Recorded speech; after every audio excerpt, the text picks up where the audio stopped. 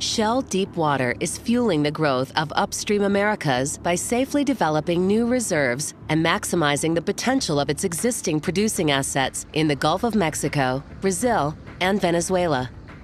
Drilling a safe, deep-water well can take years of planning and preparation. After identifying potential oil and natural gas reservoirs beneath the seafloor using seismic technology, a drill site is selected. Shell geoscientists choose the drill site location on the seafloor based upon the safest well path that will encounter the targeted oil and natural gas. For an exploratory well, in water depths up to 9,000 feet deep, this seafloor location is generally directly above the reservoir. A drilling rig is required to drill a well. In deep water, the rig may be on one of three vessels: a drill ship, a semi-submersible vessel, or it may be part of a floating production platform.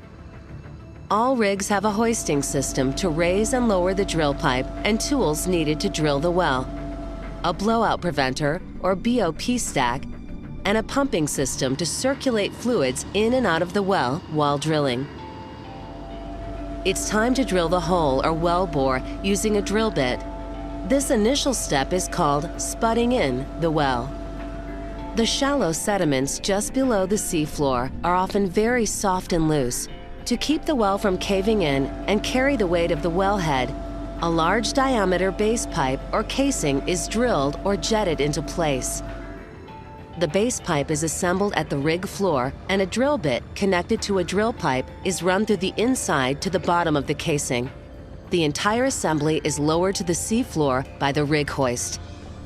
At the seafloor, the driller spuds the assembly into the seafloor sediments, then turns on the pump. Water or a drill fluid is used to jet the pipe into place until the wellhead is just above the seafloor. With the base pipe and wellhead at the right depth, the driller will release the bit and drill string from the jet pipe and drill ahead. While the well bore is being drilled, mud is pumped from the surface down through the inside of the drill pipe. The mud passes through the jets in the drill bit and travels back to the seafloor through the space between the drill bit and the walls of the hole. Drilling mud is used to 1. Lift rock cuttings from the hole, 2. Keep the drill bit cool and lubricated, and 3. Fill the well bore with fluid to equalize pressure and prevent water or other fluids in underground formations from flowing into the well bore during drilling. The mud is an environmentally friendly water-based mixture of clay for thickness and fine ground rock or barite for weight.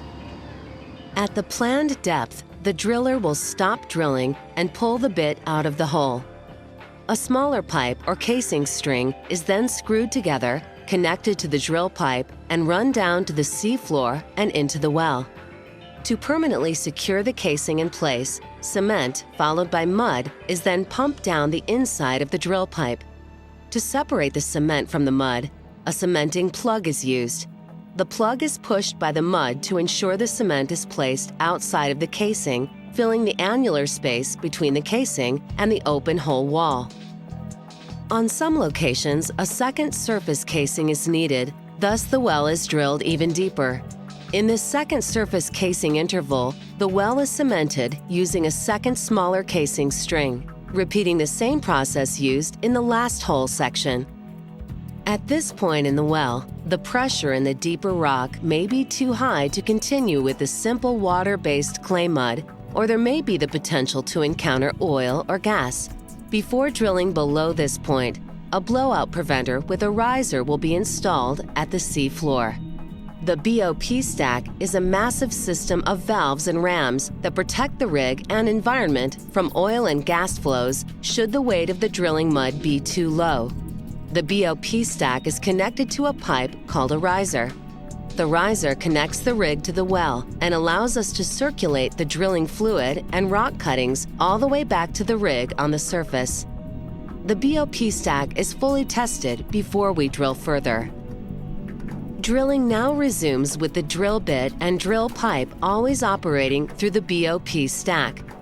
Just as we did further up the hole, casing strings are run and cemented in place when needed to cover up the open hole sections.